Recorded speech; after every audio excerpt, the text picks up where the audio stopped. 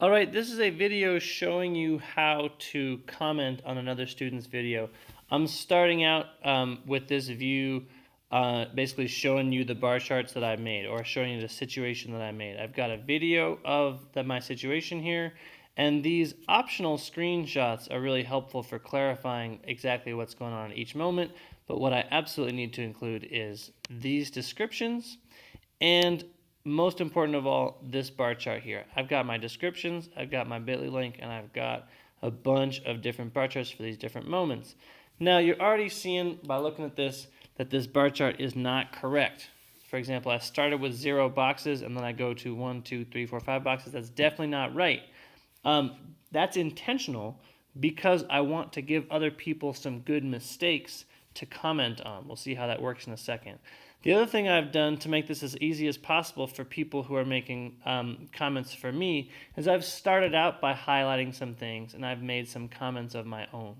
So if we want to actually add a comment, we can just choose something, like for example these 4 things here, and then we go up to comments, or we click this little thing that says add comment, click this icon, and we can add something here that says these are all X's. All right. Anyway, I'm not gonna actually add that comment because I already made a comment there for moment A. But notice we can select specific things that we are commenting about. So notice this is a comment about moment A. This is a comment about the system. We can see the system is highlighted there. And this is a comment about all of these boxes. This box, this box, this box, and this box, and all these. So by selecting more things, we can start a conversation about any one of those items. So now that we can see that I've started some ideas here, I'm going to switch people. So I'm no longer Joseph Kramer, your physics teacher. Now I'm Joe Kramer, another student who is commenting on that work that this first guy has done. So now I'm checking out what these comments have made, or what this person has said, and let's say I disagree with this completely. I am going to reply to this comment that this person made, and before I do, I'm going to look at the commenting guidelines and the question/comment stems. So I can already tell that this is wrong. I know that we can't start with 0 bars on a bar chart. We got to start with some number because that number has to stay constant every time. But instead of just shutting this down and saying, hey, that's wrong, you can't start with 0 bars, which would be shutting down this conversation. I want to push the discussion forward with my comments. So maybe I want to phrase my comment like this. I can see that, however, I disagree that. Let's try. I can see that the biker starts out not on the screen, but I disagree that there are 0 bars in moment A. And let's actually even go back. Maybe I can push for more here.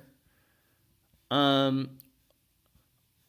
maybe I can even make a suggestion. Let's try this. What would happen in your bar chart if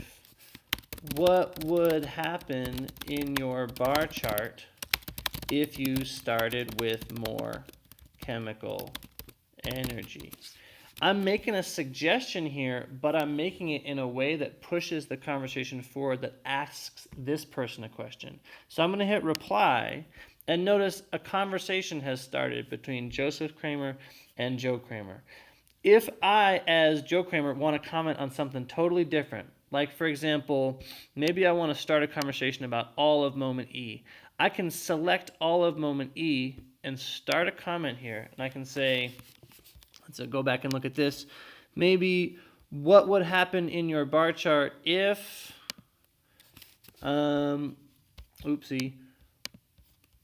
comment, what would happen in your bar chart if the biker went down another hill?